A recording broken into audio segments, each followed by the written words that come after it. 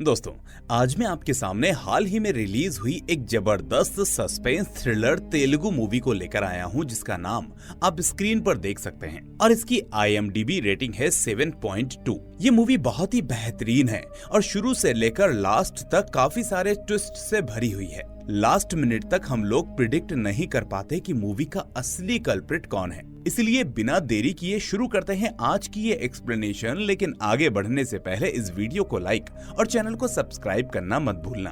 तो कहानी की शुरुआत होती है विशाखापट्टनम के कोर्ट रूम से, जहां किसी केस को लेकर एक वकील जज साहब के सामने अपनी दलीलें पेश कर रहा होता है। वहीं एक डिफेंस लॉयर अपने क्लाइंट के लिए जोर जोर से आर्ग्यूमेंट्स ठोक रहा होता है, जबकि सबकी नजरें सिद्धार्थ पर टिकी होती हैं, जो कि उस केस का पब्लिक प्रोसिक्यूटर है। अब जज साहब इरिटेट होकर पूछते हैं, मिस्टर सिद्धार्थ, आपको कुछ कहना है? तो हम देखते हैं कि सिद्धार्थ तो कोर्ट में सोया हुआ सा है, जैसे उसने बहुत सारा नशा करके रखा हो या फिर वो लंबे टाइम से सोया ना हो। तभी डिफेंस लॉयर को बोलने का मौका मिल जाता है और वो कहता है कि जज साहब, देखकर लगता है कि मिस्टर सिद्धार्थ नशा करके कोर्ट में हाजिर हुए हैं। आखिर ऐसे लोगों के चलते सही लोगों को इंसाफ कैसे मिल सकता है? जिन्हें अपना होश नहीं, वो दूसरों की जिंदगी में क्या होश लाएंगे? अब ये बात सिद्धार्थ के कानों में पड़ते ही उसकी आंखें खुल जाती हैं, जिसके बाद वो डिफेंस लॉयर पर टूट पड़ता है और उसको उल्टा सीधा बोलने लगता है कि मैं तुझे कोर्ट में देख लूंगा। तभी डिफेंस लॉयर कहता है कि देखा जज साहब,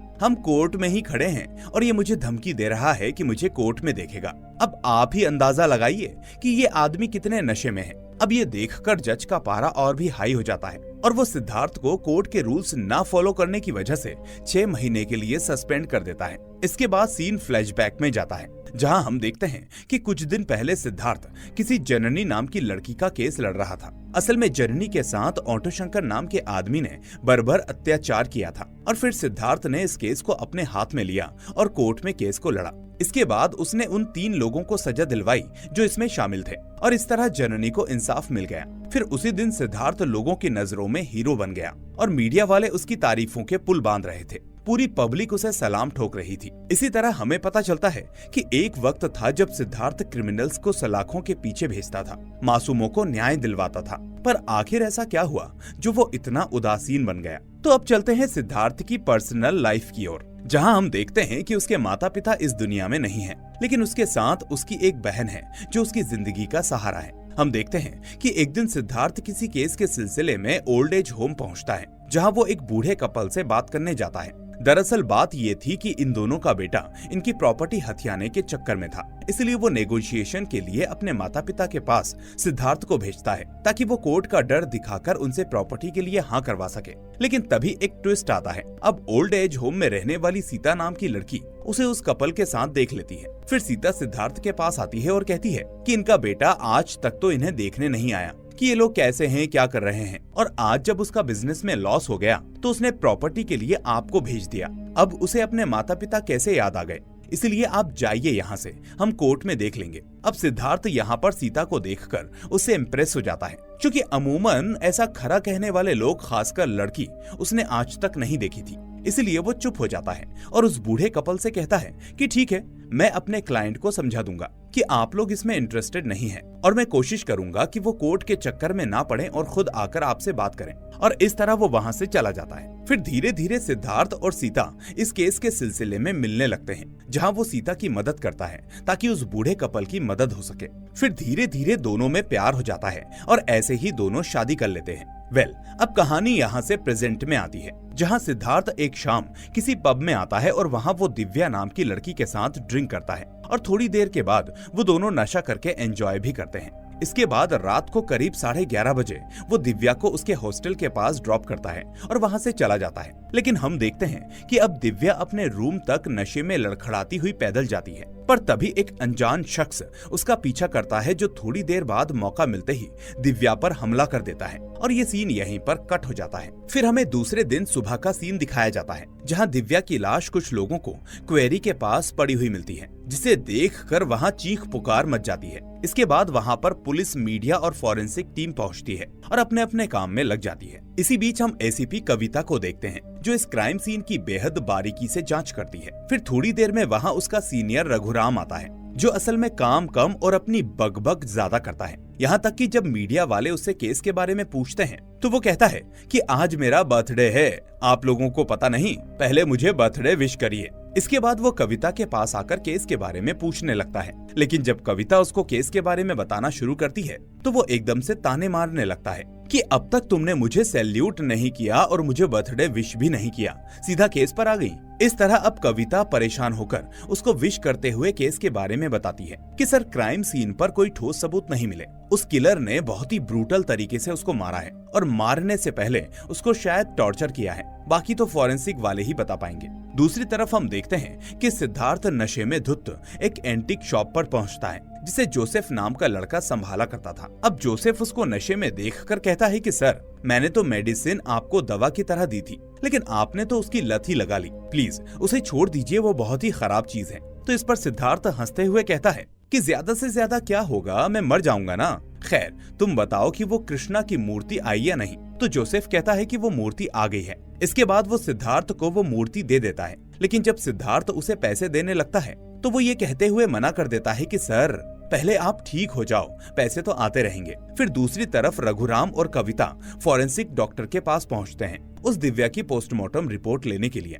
वहाँ वो डॉक्टर उन्हें बताता है कि किलर ने दिव्या को बेरहमी से मारा है क्योंकि उसकी बॉडी पर गहरे जख्म हैं। साथ ही उसने उसका फिजिकल असॉल्ट भी किया है और हमें उसके प्राइवेट पार्ट्स पर एक बोल्ट भी मिला है। वो आगे बताता है कि डीएनए से पता चल रहा है कि किलर का ब्लड ग्रुप शायद ए नेगेटिव है और वो कोई आम किलर नहीं बल्कि एक साइकोपैथ टाइप का किलर है। उधर जब सिद्धार्थ घर पहुंचता है तो उसकी बहन उसे डांटती है कि भैया, आपने खाना नहीं खाया, मैं अभी तक आपका इंतजार कर रही थी। तो सिद्धार्थ कहता है कि मैंने कितनी बार कहा कि तुम मेरा इंतजार मत किया करो, खाना खा लिया करो। इस बीच उसकी बहन की नजर उसके सर पर पड़ती है तो वो पूछती है कि सर पर ये जख्म कैसे हुआ। तो वो ये कहकर टाल देता है कि कुछ नहीं, बस कहीं गिर गया। फिर हम देखते हैं कि रात को वो सीता को याद करते हुए उसी मूर्ति के साथ सोता है जिसे वो आज जोसेफ से लाया था। इसके बाद सीन वापस से फ्लैशबैक में जाता है जहां हम देखते हैं कि शादी के बाद सिद्धार्थ और सीता बहुत खुश थे। यहाँ हमें पता चलता है कि सीता को एंटीक पीसेस का काफी शौक था, इसलिए वो एक दिन सिद्धार्थ को जोसेफ के पास भेजती है।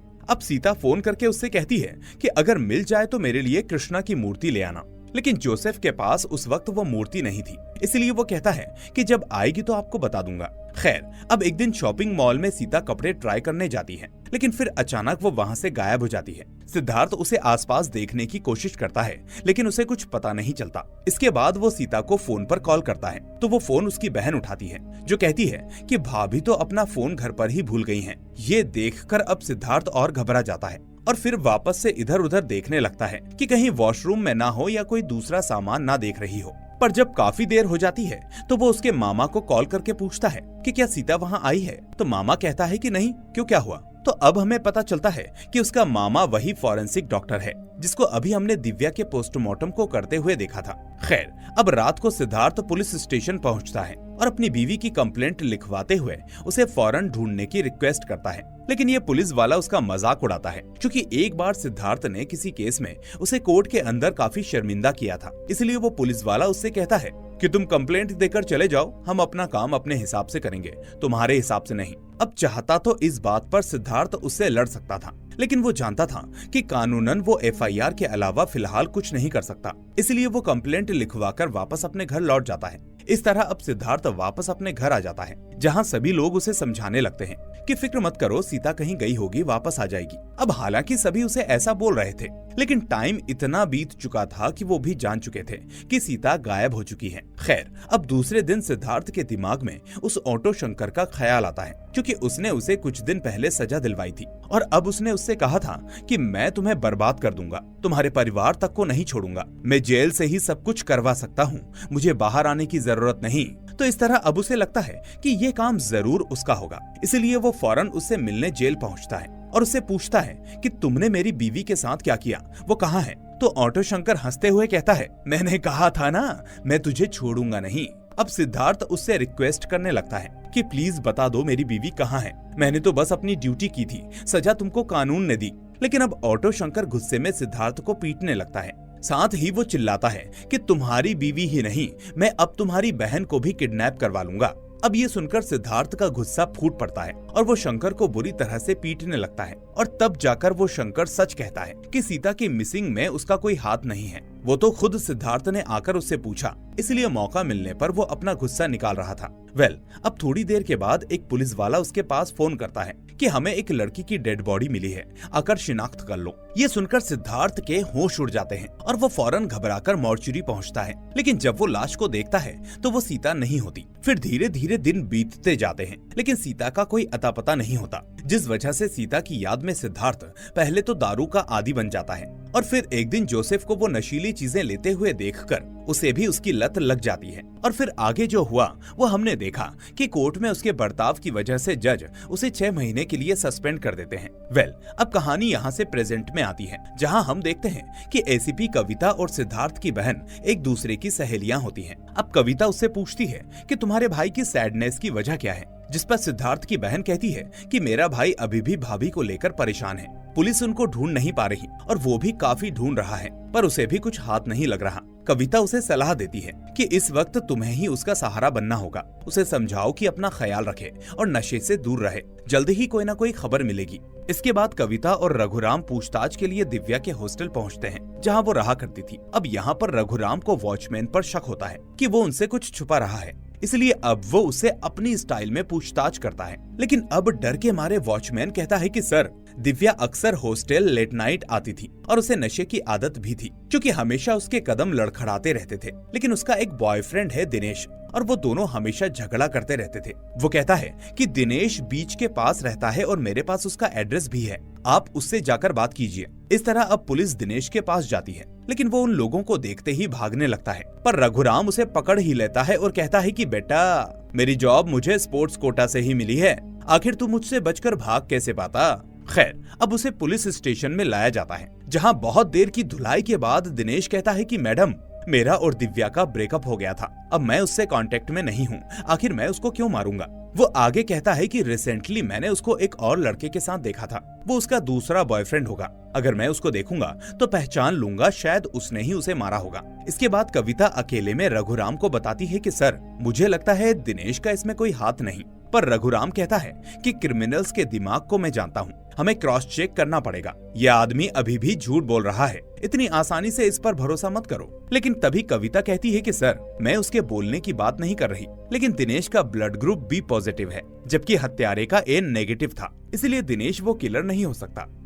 अब दूसरे दिन हम देखते हैं कि सिद्धार्थ की बहन को लड़के वाले देखने आते हैं, लेकिन ठीक इसी वक्त रघुराम कविता को फोन करता है और कहता है कि सिद्धार्थ को यहाँ ले आओ, मुझे उससे कुछ बात करनी है। फिर जब सिद्धार्थ वहाँ पहुँचता है तो रघुराम उससे कहता है कि वकील साहब, दिव्या के केस में मुझे आप पर शक है। इसके बाद वो दिव्या की फोटो दिखाकर पूछता है कि आखिर तुम इसे कैसे जानते थे, कब से जानते थे और इसके और तुम्हारे बीच में क्या रिश्ता था। तो सिद्धार्थ उसे बताता है कि सर, इसका नाम तो ज्वाला है और ये मेरी अच्छी फ्रेंड है, हम अक्सर बार में ड्रिंक के लिए जाते थे, लेकिन इससे ज्यादा मैं इसके बारे में और कुछ नहीं जानता। फिर रघुराम उस पर आरोप लगाता है कि एक तो तुमने इसकी हत्या की और ऊपर से कह रहे हो कि तुम्हें इसके बारे में कुछ नहीं पता। इसके बाद वो दिनेश को शिनाख्त के लिए बुलाता है, जहां दिनेश पूछने पर बताता है कि हाँ सर, इसे ही मैंने दिव्या को हॉस्टल के पास ड्रॉप करते हुए देखा था। इसके बाद ये लोग उस हॉस्टल के वॉचमैन से कंफर्म करते हैं, तो वो भी कहता है कि उस रात जो गाड़ी दिव्या को ड्रॉप करने आई थी वो वही गाड़ी है जो इस वक्त सिद्धार्थ के पास है। तो इस तरह अब रघुराम सबूतों के आधार पर सिद्धार्थ को गिरफ्तार कर लेता है। फिर दूसरे दिन सिद्धार्थ का केस कोर्ट में सुनवाई के लिए आता है, क्योंकि पूरे शहर में इस केस का हल्ला हो चुका था। लेकिन हम देखते हैं कि अब सिद्धार्थ लॉयर होने की वजह से खुद ही अपना केस लड़ता है और उसके खिलाफ डिफेंस लॉयर होता है चिन्ना बाबू। अब चिन्ना बाबू कोर्ट में सबूत पेश करता है, जिसमें पहला सबूत होता है चश्मदीद गवाह यानी दिनेश। इसके बाद दूसरा सबूत होता है सिद्धार्थ और दिव्या की एक सेल्फी, जिससे साबित होता है कि वो दोनों एक दूसरे को जानते थे। और तीसरा सबूत दिव्या की लाश पर मिला सिद्धार्थ का एक बाल। लेकिन जब सिद्धार्थ की बारी आती है तो वो सबसे पहले दिनेश को कटघरे में बुलाता है। फिर वो उससे पूछता है कि मानता हूँ तुमने मुझे उसे ड्रॉप करते देखा था, लेकिन क्या हत्या करते भी देखा था? तो इस पर दिनेश मना कर देता है और कहता है कि नहीं, हत्या करते नहीं देखा। इस तरह सिद्धार्थ कोर्ट में अपनी दलील पेश करता है कि जज साहब, हॉस्टल के पास तो कोई भी ड्रॉप कर सकता है, इसमें आखिर हर्ज क्या है? जबकि आप दिनेश से पूछ सकते हैं कि मैं उस रात दिव्या को ड्रॉप करके वहाँ से चला भी गया था। तो इस बात पर दिनेश भी हामी भर लेता है। फिर सिद्धार्थ कहता है, और रही बात सेल्फी की, तो दिव्या मेरी फ्रेंड थी और जब मैंने सेल्फी ली होगी तब शायद बाल गिर गया होगा। और आप किसी भी एक्सपर्ट से पूछ सकते हैं कि महिलाओं के दिन में औसतन कितनी बार बाल गिरते हैं। और इसके बाद वो सबसे बड़ी दलील पेश करते हुए कहता है कि उस रात में दिव्या को ड्रॉप करने के बाद करीब 1 बजे घर पहुंचा था, क्योंकि पुलिस ने मुझे ड्रिंक एंड ड्राइविंग के लिए फाइन किया था, जबकि पोस्टमार्टम के हिसाब से दिव्या की हत्या भी 1 बजे हुई थी। तो आप ही बताइए कि मैं एक ही टाइम पर 2 जगह कैसे हो सकता हूँ। ये सुनकर अब सभी लोग चकरा जाते हैं और इस तरह रघुराम और चिन्ना बाबू के सारे सबूत बेकार हो जाते हैं। और फिर इन्हीं सबूतों के बेसिस पर कोर्ट सिद्धार्थ को बाइज्जत बरी कर देती है। लेकिन केस खत्म होने के बाद सिद्धार्थ सीधा पहले चिन्ना बाबू के पास जाकर उसको डांटता है कि एक तो मैं पहले से परेशान हूँ, इसलिए मुझे कोर्ट के चक्कर में मत डालो और अपनी हद में रहो, वरना अंजाम बुरा होगा। वहीं दूसरी तरफ डीआईजी रघुराम और कविता को अपने पास बुलाता है, जहां वो रघुराम को डांटता है कि तुम्हारे अंदर अकल नहीं है क्या? ऐसे सबूतों को लेकर गए कि केस हार ही गए और ऊपर से डिपार्टमेंट की इज्जत भी खराब कर दी, जबकि कविता ने तुमसे कहा था कि पहले पक्के सबूत इकट्ठा कर लो। इस तरह अब वो डीआईजी दिव्या का केस कविता को सौंप देता है। फिर रात को हम देखते हैं कि रघुराम और चिन्ना बाबू आपस में मिलते हैं, जहां वो दोनों सिद्धार्थ को मात देने की प्लानिंग करते हैं। साथ ही रघुराम अब इस बात से भी परेशान होता है कि कविता भी उसके काम के बीच में आ गई है और कहीं ना कहीं कविता की वजह से डिपार्टमेंट में उसकी इमेज खराब हुई है।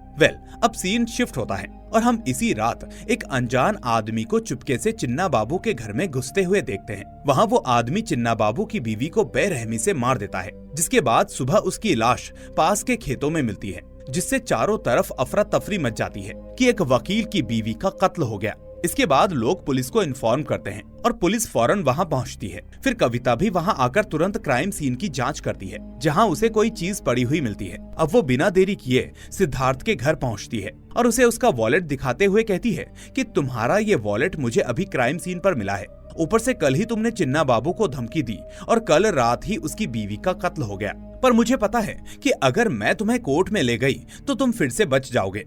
आखिर एक वकील जो हो, इसलिए मैं पहले ठोस सबूत इकट्ठा करूंगी और उसके बाद ही तुम्हें अरेस्ट करूंगी। लेकिन सिद्धार्थ उससे कहता है कि कविता, मैंने किसी को नहीं मारा और मेरा वॉलेट वहां कैसे गया मुझे नहीं पता। इसके बाद वो अपने मामा यानी उसी फॉरेंसिक डॉक्टर के पास जाता है। वो उनसे कहता है कि मामा, मेरी जिंदगी में क्या हो रहा है मुझे पता नहीं। पहले सीता मिसिंग हुई, फिर मेरे ऊपर दिव्या के केस का इल्जाम लगा और अब मेरा वॉलेट एक क्राइम स्पॉट पर मिला। इससे ये साबित होता है कि कोई मुझे फंसा रहा है, इसलिए मुझे आपकी मदद चाहिए। अब इस पर उसका मामा कहता है कि ठीक है सिद्धू, अगर तुम इस सब में शामिल नहीं हो तो मैं तुम्हारी पूरी मदद करूंगा, बताओ मुझे क्या करना है। तो इस तरह अब वो दोनों पुरानी रिपोर्ट्स को चेक करते हैं, जबकि दूसरी तरफ कविता भी केस की जांच शुरू कर देती है। उधर क्राइम स्पॉट पर लोग कविता से कहते हैं कि हमने सिद्धू को नहीं देखा, जबकि वहाँ सिद्धार्थ रिपोर्ट्स देखकर सब कुछ समझता है। फिर वो अपने मामा से कहता है कि क्राइम स्पॉट पर उनको 3 ब्लड ग्रुप्स मिले। एक था दिव्या का O पॉजिटिव, दूसरा था हत्यारा का A नेगेटिव और तीसरा AB पॉजिटिव। अब किलर के सीमन से उसका ब्लड ग्रुप चेक हुआ था,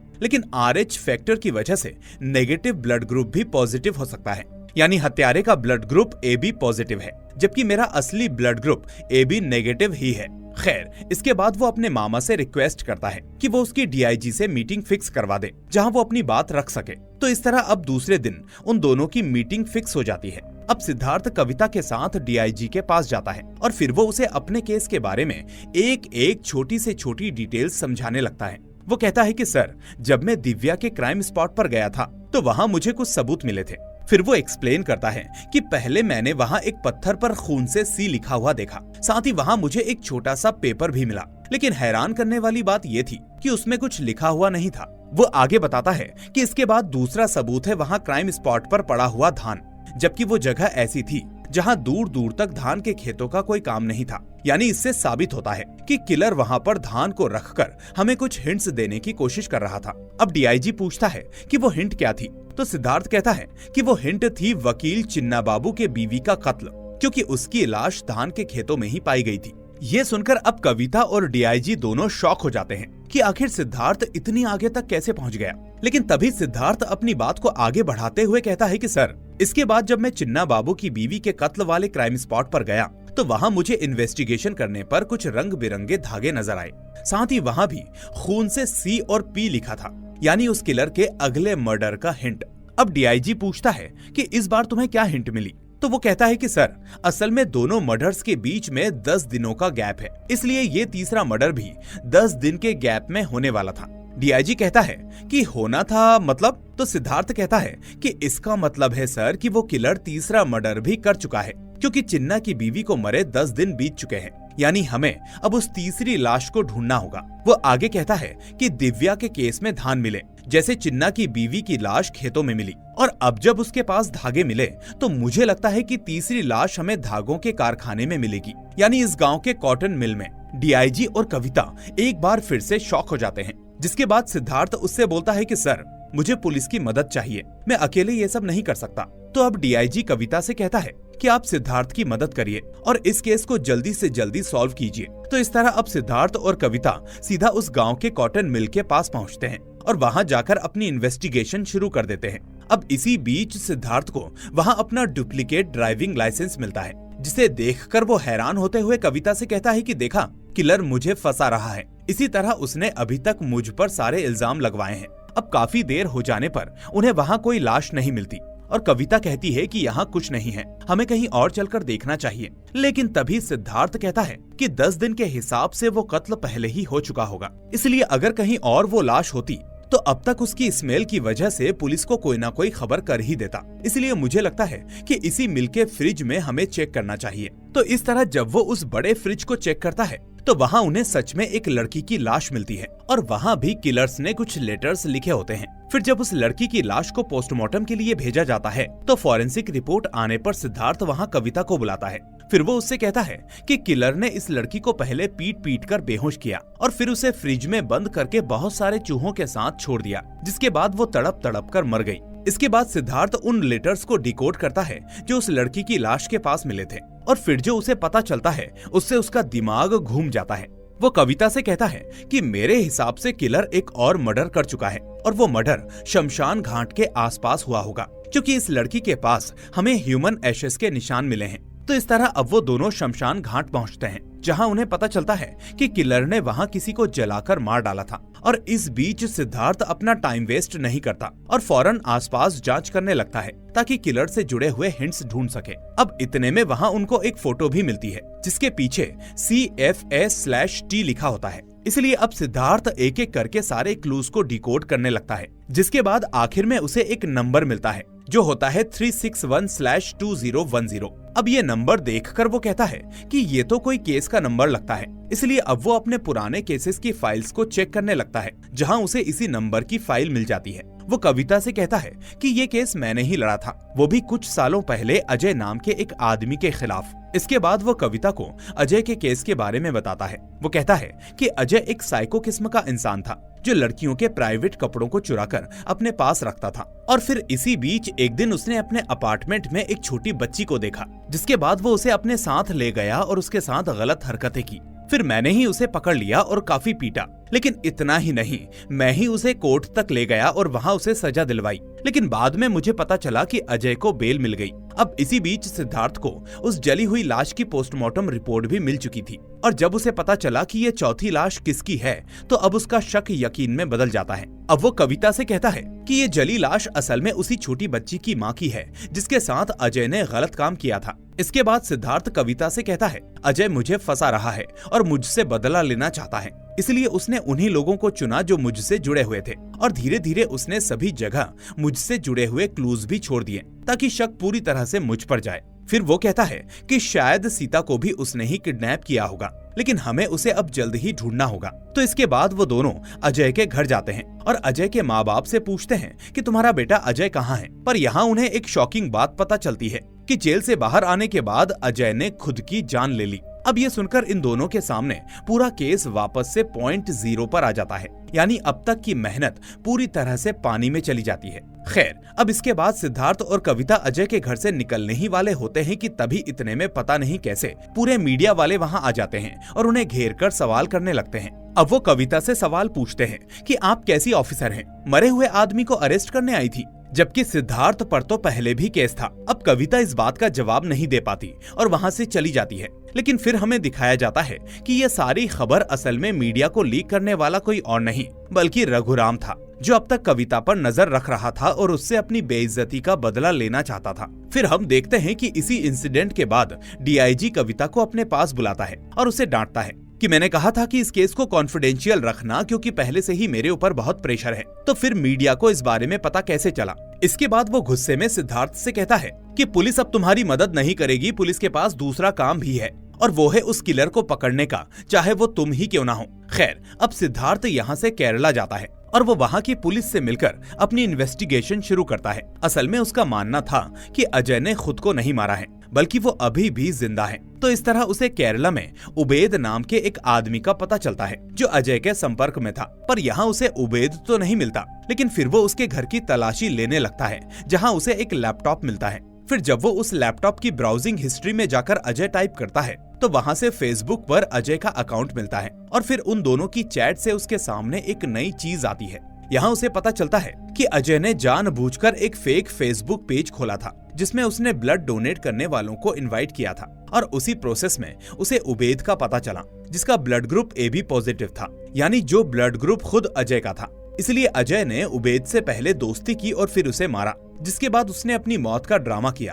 अब उबेद की हाइट, वेट, ब्लड ग्रुप सब कुछ अजय से मिलता था, इसलिए इसका मतलब हो सकता है कि वो उबेद की आइडेंटिटी पर कहीं पर छुपा हुआ हो। अब सिद्धार्थ ये बात जब कविता को बताता है तो कविता शॉक में रह जाती है। वहीं दूसरी तरफ हम देखते हैं कि सिद्धार्थ की बहन को किसी कुरियर बॉय का फोन आता है जो उससे कहता है कि आपके भाई ने कुरियर मंगवाया था, रिसीव कर लीजिए। तो इस तरह जब वो घर से बाहर जाती है तो वो अनजान आदमी उस गाड़ी में से उस पर हमला कर देता है और वहाँ से निकल जाता है। इसके बाद उसकी बहन को हॉस्पिटल में ट्रीटमेंट के लिए भेजा जाता है और फिर उधर जब कविता सिद्धार्थ के पास आती है तो कहती है कि तुम्हारी बहन ने स्टेटमेंट दिया है कि तुमने ही उस पर जानलेवा हमला किया, इसलिए मुझे अब तुम्हें अरेस्ट करना पड़ेगा। ये सुनकर सिद्धार्थ के होश उड़ जाते हैं कि आखिर ये सब हो क्या रहा है, लेकिन फिर भी बहुत रिक्वेस्ट करने पर कविता उसे थोड़ा टाइम दे देती है जिससे कि वो खुद को निर्दोष साबित कर सके। इसके बाद सिद्धार्थ अपने घर के पास क्रूज ढूंढने जाता है जिससे उस किलर ने उसकी बहन पर वार किया था। अब इसी बीच उसे पेड़ पर एक डॉल लटकी हुई मिलती है और जब वो उसे चेक करता है